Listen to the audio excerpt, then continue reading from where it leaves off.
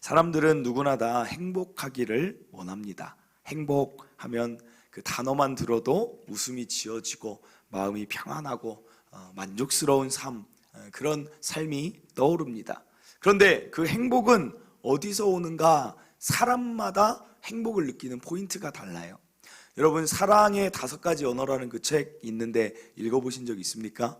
그 책에 보면 부부간의 사랑이 있는데 사랑이 채워지고 행복하게 되는 언어가 있다라고 해요. 그 중에 어떤 언어가 있냐면, 어떤 여자분은, 아내는 함께 남편이 있어야만 행복을 느낄 수 있대요. 그리고 어떤 아내분은 남편이 집안일을 도와줄 때 행복을 느낀대요. 그래서 각각의 사랑의 언어, 내가 어느 때 만족이 되는지를 알아야 된다. 그래야 남편에게 그것을 요구해야 내가 그걸 채워준다, 그거예요. 그리고 어떤 사람은 그런 사람이 있어요. 내가 사랑받는다는 걸 나는 뭘로 알 수 있냐면, 남편이 나한테 선물을 줘야 난 알 수 있다. 많은 경우 해당될 줄 압니다. 그래서 근데 그게 안 읽어보셨나요 혹시? 굉장히 베스트셀러예요. 읽어보세요. 남편도 읽어보고 아내도 읽어보면 훨씬 좋아져요. 그러니까 이 책 뭐 소개하려고 한 건 아닌데, 남편이 아내와 늘 함께 있어줘요. 그런데 아내가 행복하지가 않은 거예요. 왜요? 이 아내의 행복의 언어는 뭐예요? 집안일을 도와줘야 행복한 거예요. 함께 있는 게 중요한 게 아니라, 함께는 어쩌다 하루 1시간만 있어도 되는데 나를 위해 집안일을 해주는 모습에 사랑을 느낀다는 거예요. 일리가 있죠. 그러니까 내 언어를 알아야 된다는 거예요. 남편도 그걸 알아야 되고. 그리고 남편들의 사랑의 언어는 대다수 뭔지 아세요? 많은 남자들의 사랑의 언어는 스킨십이었어요. 스킨십이 있어야 나는 행복하다. 그러니까 그거 꼭 읽어보세요. 이거 정말 부부주일의 그 독후감 내기 한번 할까요? 뭘 느꼈는지. 이 책 너무 좋아요. 그런데 말하고자 하는 오늘 핵심은, 행복이란 얘기를 하는데 결론은 행복은 언제 행복하냐? 공통된 게 하나 있는데, 감사하는 자가 행복한 삶을 살더라고요. 어떤 사람이 이렇게 말합니다. 행복은 감사의 문을 통해서 들어온대요. 그런데 이 행복이 어디로 나가냐면 불평의 문을 통해 밖으로 나간다는 것입니다. 감사할 줄 아는 마음이 있는 자는 행복하게 산다는 것입니다. 그래서 성경도, 하나님은 우리가 행복하길 원하세요.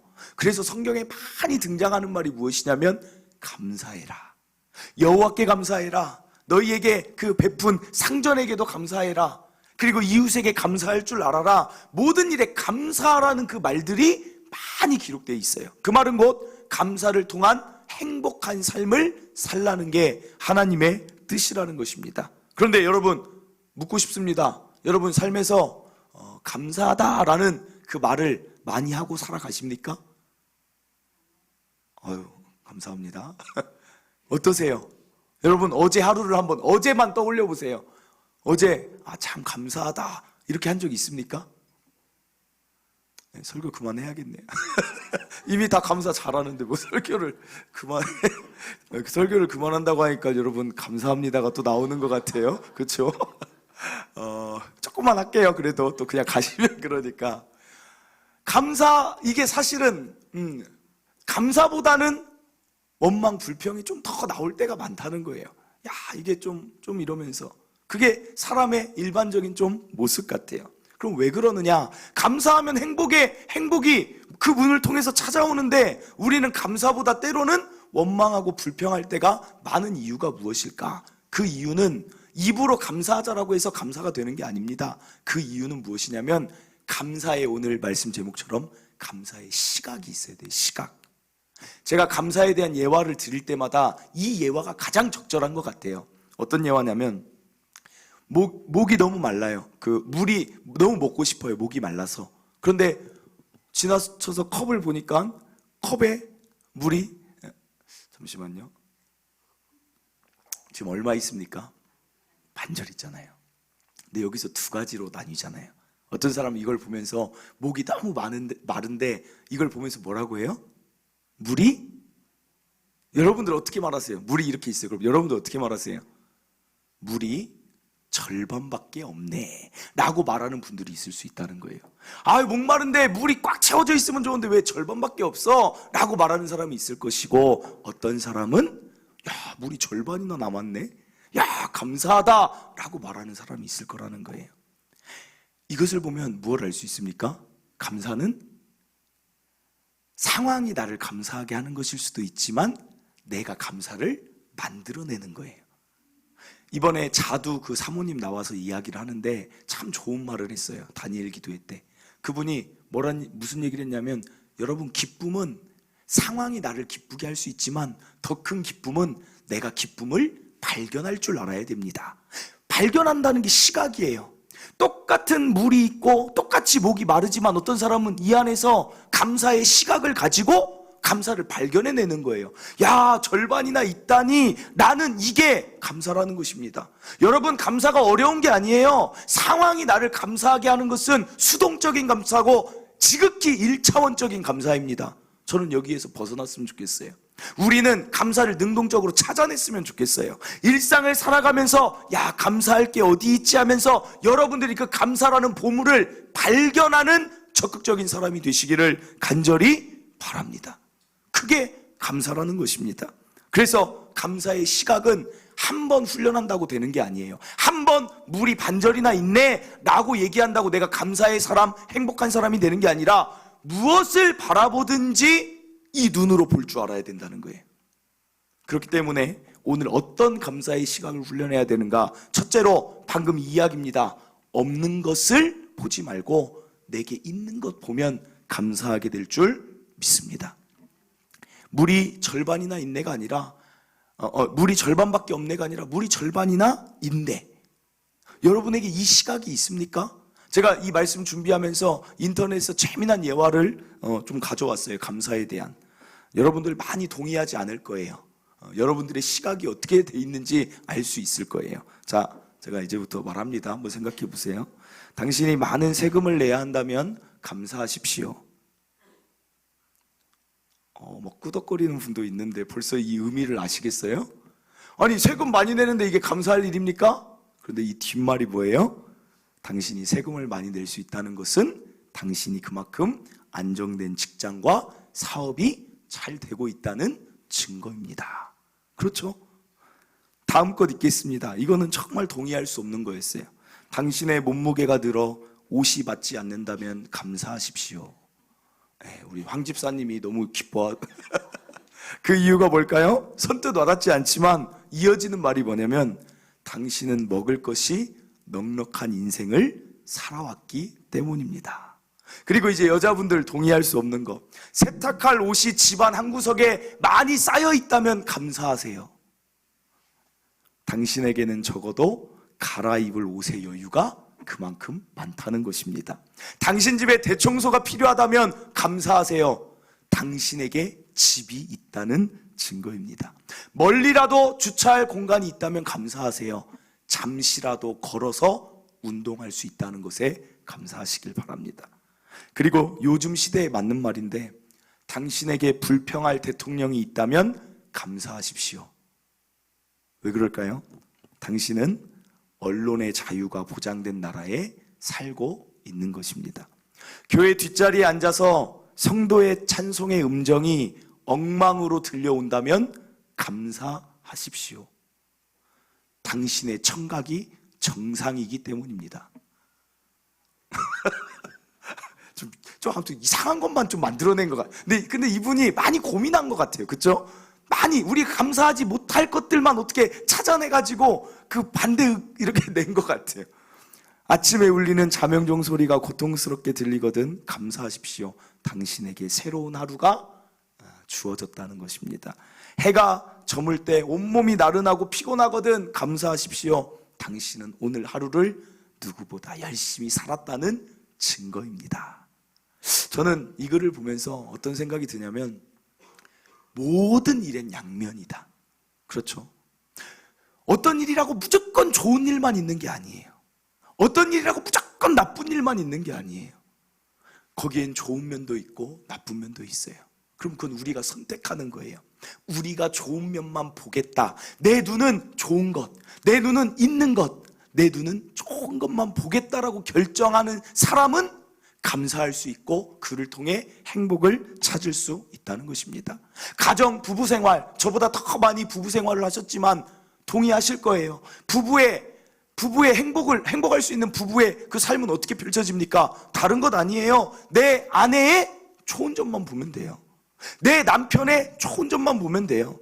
만약에 그 반대로 야, 내 남편은 왜 이렇게 이게 부족하냐, 내 남편은 왜 이렇게 이걸 못하냐 라고 하기 시작하면 그 아내에게는 행복이란 없을 거예요. 내 남편의 좋은 것만 보는 거예요. 그래서 실제로 교회도 마찬가지예요. 똑같아요. 교회도 제가 확신합니다. 이 세상에 완벽한 교회가 있을까요? 없습니다. 지상교회는 완벽하지 않아요. 하나님의 교회는 완벽할지 모르지만 지금 우리가 사는 이 지상교회는 완벽할 수 없습니다. 그러면 또 물어볼게요. 완벽한 목사님 있을까요? 너무 빨리 고개 흔드는 거 아니에요? 제가 그렇게 완벽하게 않게 목이 메이네요. 제가 여러분에게 뭘 그렇게 잘못했다고. 완벽한 목사 있습니까? 하니까 바로 그냥 그래요. 완벽한 사람이 어디 있습니까? 그게 우리 안에 있어야 된다는 거예요. 나도 완벽하지 않은데 왜 누군가에게 완벽을 바라냐, 그거예요. 교회도 생활 잘하는 사람 보면 어떤 사람은 신기해요. 어느 교회를 갖다 놓든지 그 안에서 만족하면서 감사하면서 기뻐하면서 신앙생활하는 사람이 있어요. 근데 어떤 교인은 어느 교회를 갖다 다녀도 추천을 해줘도 다 마음에 안 드는 거예요. 그럼 그게 교회 잘못일까요? 그 사람 잘못일까요? 저는 어느 교회를 가든지 다 기뻤어요. 다 감사했어요. 행복했어요. 내가 속한 공동체는 늘 행복했어요. 왜요? 그 교회 좋은 것만 보면 되니까. 다니엘 기도에도 요새 말이 많아요. 무슨 말이 많은 줄 알아요? 1일차 이틀째 나온 그 강사는 내 마음에 쏙 들었어요. 근데 3일째 나온 그 강사는 내 마음에 하나도 안 들어요. 4일차 됐는데 좀 마음에 들어. 5일차 됐는데 하나도 마음에 안 들어. 오롬비 목사님 마음에 안 들어. 자꾸 뭐가 마음에 안 드는 거예요. 근데 저는 설교 들을 때 저는 21일 계속 있잖아요. 저는 어떻게 듣는 줄 알아요? 그 강사의 좋은 면만 발견해내면 돼요. 어제 있었던 그분 의원님 막 무슨 얘기를 하는지 모르겠어요. 근데 그분 어떤 걸 전 발견했냐면, 그렇구나, 미국이라는 그 법을 제정하는 데에서 동성애법, 악한 법들을 위해 싸우려는 신앙인이 오늘날 존재하는구나. 그래서 하나님이 그 자리를 붙드시는구나. 야, 저렇게 멋지게 하나님 나라 위에 살아가는 사람, 그럼 나도 내 일상에서 그렇게 살아야지. 그것만 취하면 되는 거 아니에요?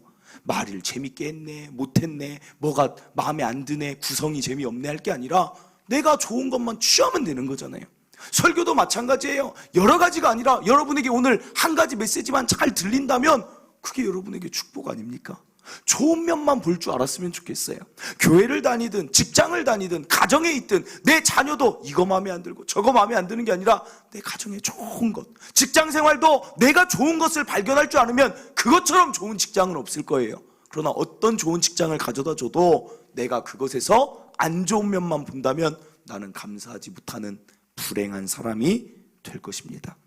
올 한 해 벌써 추수감사주일입니다. 11월이 됐어요. 여러분, 올 한 해를 여러분의 삶을 평가하면 여러분 어떤 점수를 주십니까? 어떤 점수 주세요? 100점 만점에 몇 점 주실 수 있어요? 여러분의 올 한 해를. 빵점 손 드세요. 난 올해 그냥 끝이야, 빵점이야, 빵점.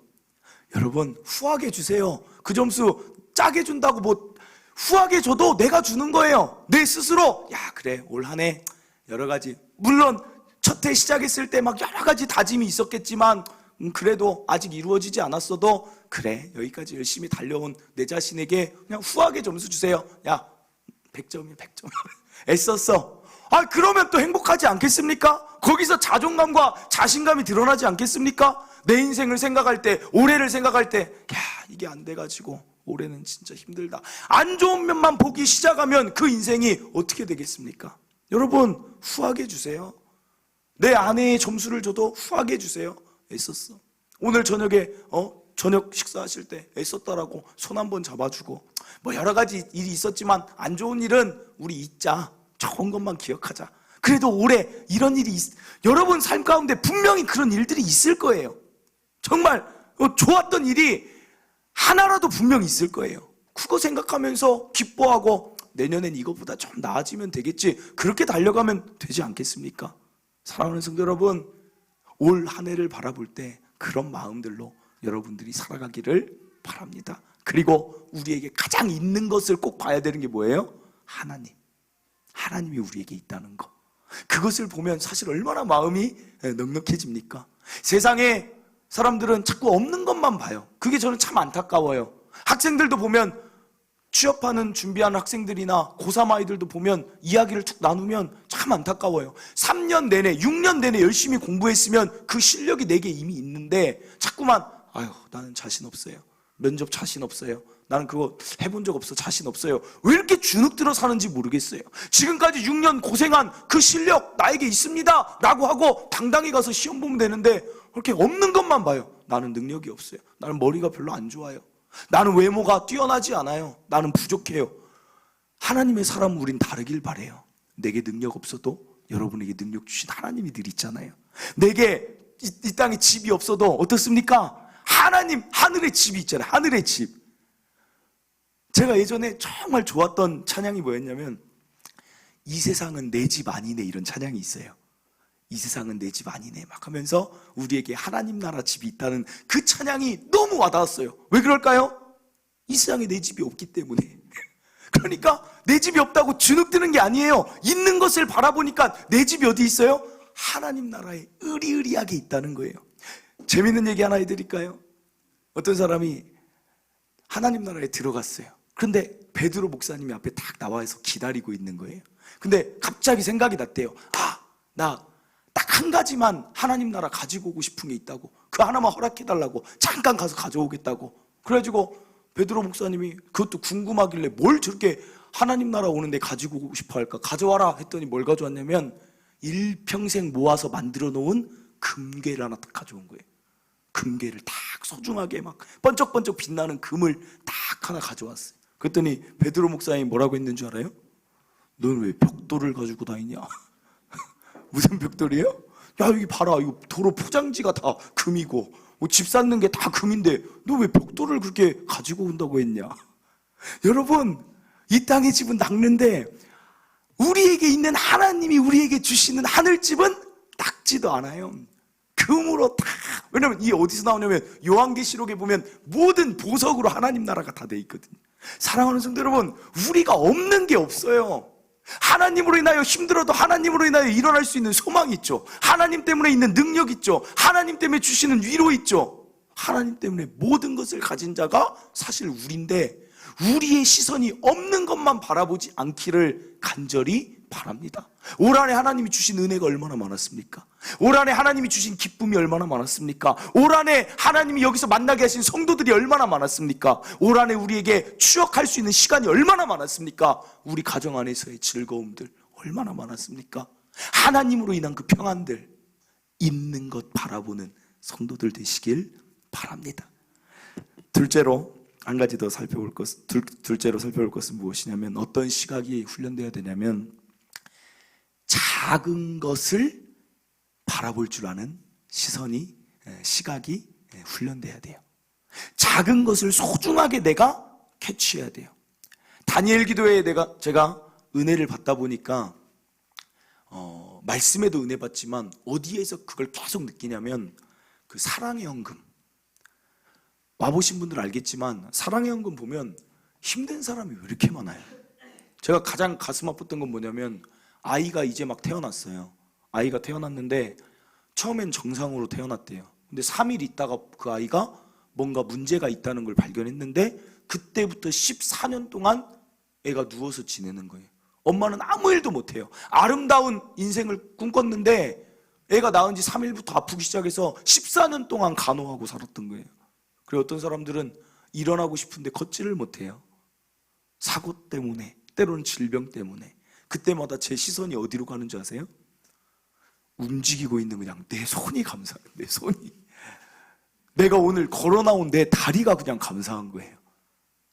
여러분, 감사는 멀리 있는 게 아니라 그냥 이 자체가 감사일 줄 아는, 그걸 바라볼 수 있는 시각이 저와 여러분에게 열리기를 간절히 바랍니다.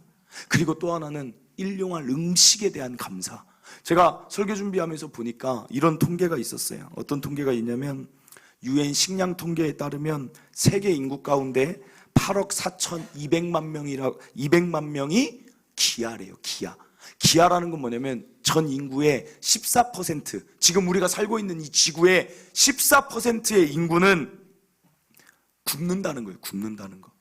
하루에 한 끼를 먹을 수 있을까가 아니라 하루에 한 끼를 못 먹고 그 다음 날도 못 먹고 그 다음 날도 못 먹는 사람들이 8억 4,200만, 전 세계의 14%라는 거예요. 그리고 그렇게 해서 죽어가는 사람, 정말 못 먹어서 죽는 사람이 매해 2천만 명이래요. 2천만 명. 우리나라 3분의 1이 못 먹어서 매해 죽어가요. 우리나라 5천만 명 하면 3년이면 우리 전 지금 살아가는 사람들이 그냥 굶어서 죽는 시대에 우리가 살고 있다는 거예요. 그리고 어떤 자료를 봤냐? 이런 자료가 있어요. 집에 냉장고에 음식이 있고 겉옷을 걸치고 있고 머리 위에 지붕 있는 집에서 내가 잠을 잔다면 여러분들은 지구상 인구의 75%보다 부유한 사람입니다. 이것도 좀 충격적이지 않아요? 지붕이 없다. 냉장고가 집에 없는 거예요. 지붕이 없는 집. 야, 그리고 이 통계도 가져왔어요. 세계 상위 10% 안에 드는 부자가 되려면 돈이 얼마 정도 있으면 세계 상위 10%에 들 수 있을까요? 이렇게 질문할까요? 여러분, 세계 상위 10%에 들고 싶습니까? 안 들고 싶습니까? 환호가 나. 들고 싶습니다 해야 되는데. 그런데 들고 싶죠. 세계 상위 10%? 들고 싶죠. 작년 기준이에요. 미국 글로벌 투자은행에서 냈는데 우리나라 돈으로 1억 500만 원이 있으면 전 세계 상위 10%래요. 여기 웃는 분들은 나 벌써 10%야? 하는 것 같은데 기준이 있어요. 부동산 플러스 금융자산 마이너스 대출 금액. 그래서 1억 500. 놀랍지 않습니까? 그럼 우리나라에 정말 많은 사람들이 세계 10% 살고 있는. 그리고 하나 더 얘기할게요. 세계 1%. 1% 들고 싶습니까, 여러분? 좀 웃기죠? 근데 1%도 높은 줄 알았는데 아니더라고요. 1%는 아까 얘기한 대로 부동산, 금융자산, 마이너스 대출 금액, 그 돈이 얼마면 되냐면 10억이면 된대요. 10억. 그걸 가진 사람은 세계 1% 부자예요. 그럼 지금 우리나라가 얼마나 부자라는 거예요? 어떤 분들이 우리 여기 동탄 이신도시에 예전에 방글라데시로 갔던 그 어떤 분이 여기에 왔어요. 와가지고 이제 만났는데 30년 전에 떠났어요.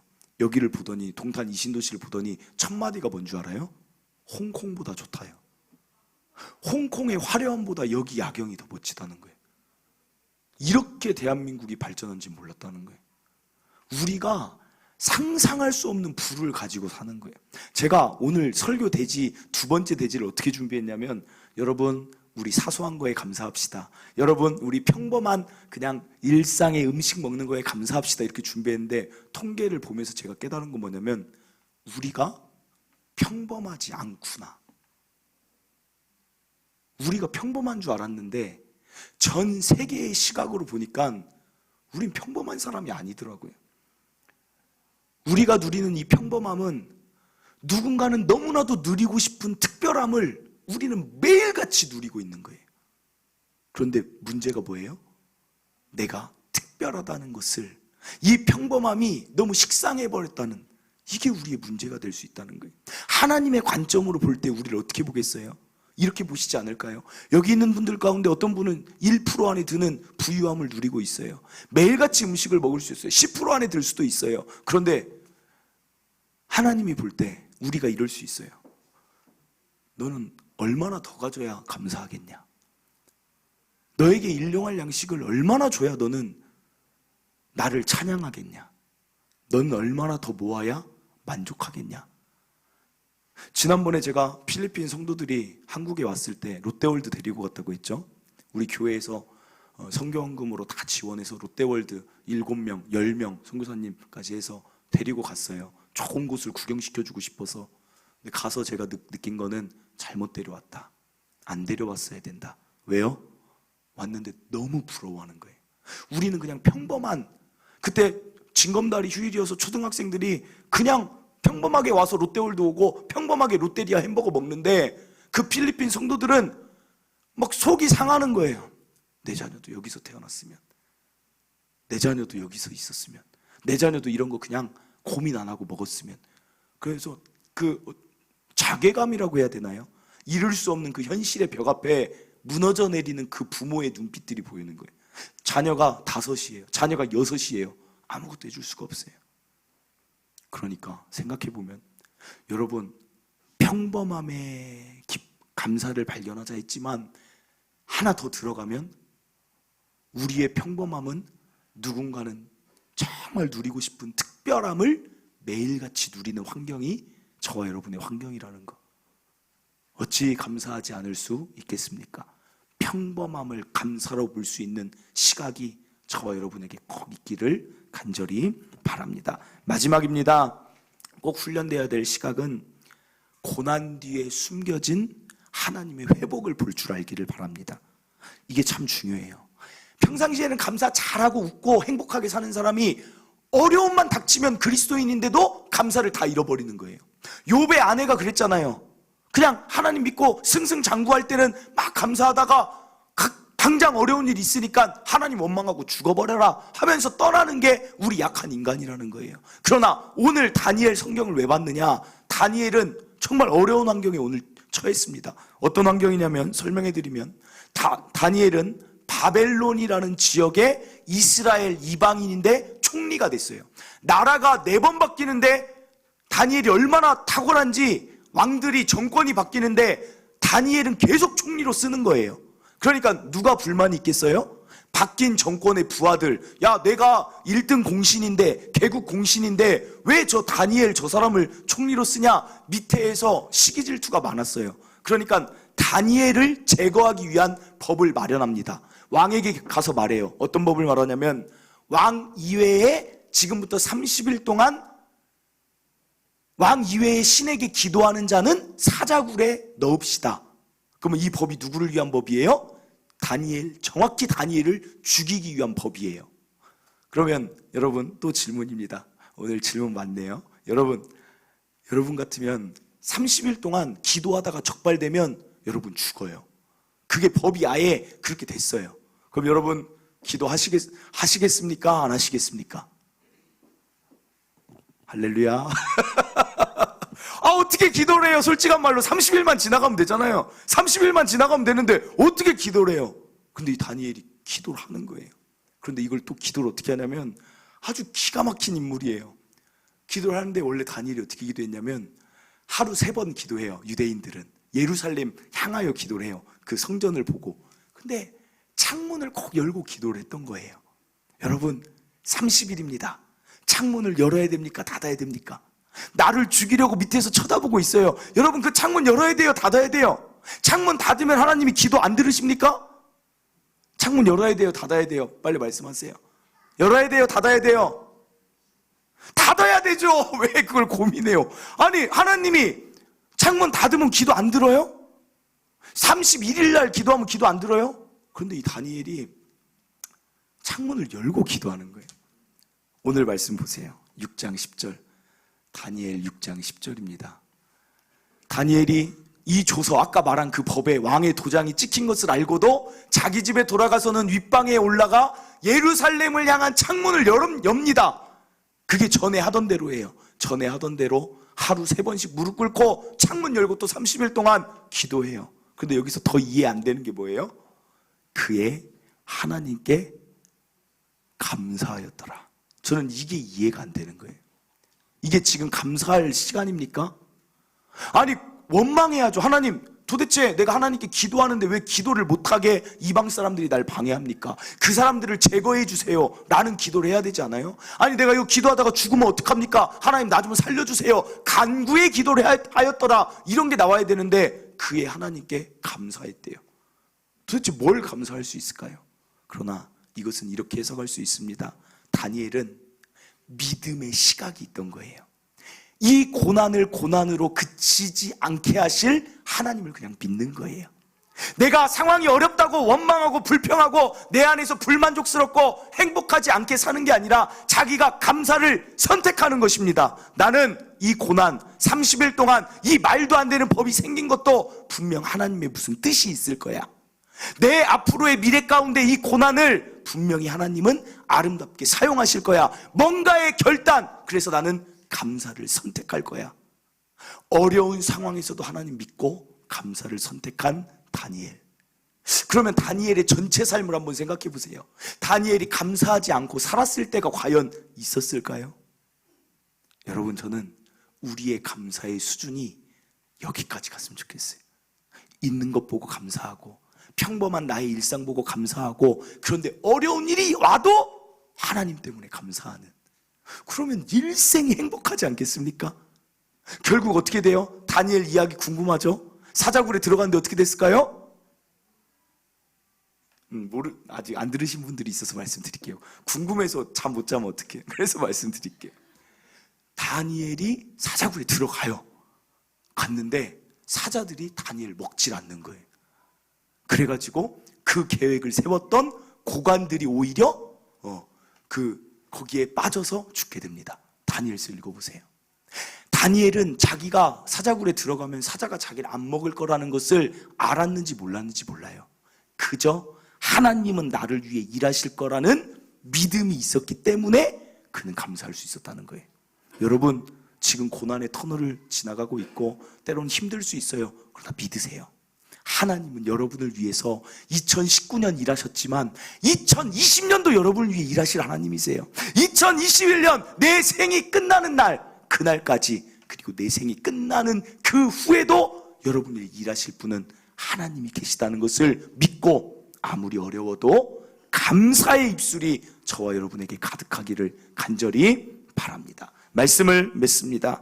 오늘 3가지 말씀드렸어요. 시각이 중요한데 아까 이야기한 것처럼 이 물컵을 늘 기억하세요. 물컵을 아예 이 물컵을 이걸 기억하면서 내게 있는 것을 볼 줄 아는 훈련. 어떤 상황, 아까 말했죠. 몸무게가 늘어도 먹을 게 있었구나. 양면 중에 좋은 것 봐야겠다. 그 훈련이 나를 감사하는 자로 만들 것이고 행복하게 할 거예요. 그리고 둘째로 작은 것에 감사. 그런데 그 작은 것이 사실은 작은 게 아니었다라는 깨달음. 그리고 마지막으로 하나님을 믿는 믿음 때문에 하는 감사. 그 감사가 있기를 간절히 바랍니다. 우리 이 시간 함께 찬양하고 기도하도록 하겠습니다. 찬양의 가사 잘 생각하면서 모든 것에 다 감사하는, 감사를 고백하는 저와 여러분 되시길 바랍니다. 날 구원하신 주 감사 찬양하겠습니다.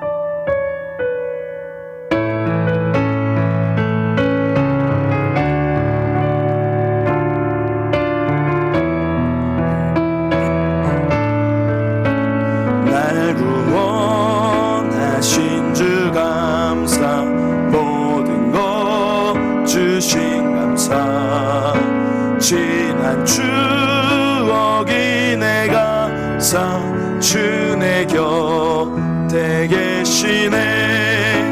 향기로운 몸철의 감사, 외로운 가을날 감사, 사라진 눈물도 감사, 나의 영혼 평안에 응답하신 기도 감사, 거절하신 것 감사, 헤쳐나온 풍랑 감사, 모든 것 채우시네.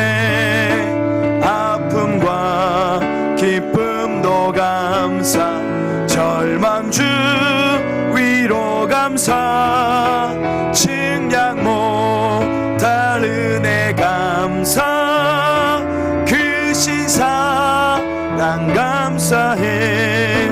길가에 장미꽃 감사, 장미꽃 가시 감사, 따스한 가정 희망 주신 것 감사, 기쁨과 슬픔도 감사, 하늘 평안을 감사, 내일의 희망을 감사, 영원토록 감사해. 아멘. 사랑하는 성도 여러분, 감사하면 행복합니다. 우리 감사함으로, 감사의 문으로 행복이 들어오게 하며 살기를 바랍니다. 그런데 그 감사는 상황이 주는 게 아니라 내가 감사할 조건들을 찾는 거예요. 저는 오늘 이 찬양 가운데 그 가사가 있었죠. 마지막 우리 부른 거, 길가에 장미꽃이 감사한데 이 사람은 장미꽃 가시도 감사하대요. 이게 무슨 의미일까라고 생각했는데, 장미꽃에 가시가 있으니까 사람들이 장미꽃을 함부로 꺾지 않을 거예요. 그래서 많은 사람들이 그 장미꽃을 보게 될 거예요. 내가 소유하고 싶지만 하나님은 모든 사람이 누릴 수 있게 장미꽃에 가시를 주신 거, 늘 그 이면을 보길 바랍니다. 감사는 발견하는 거예요. 여러분, 삶 속의 감사를 많이 발견할수록 나의 삶은 만족이 있고 행복하게 될 줄 믿습니다.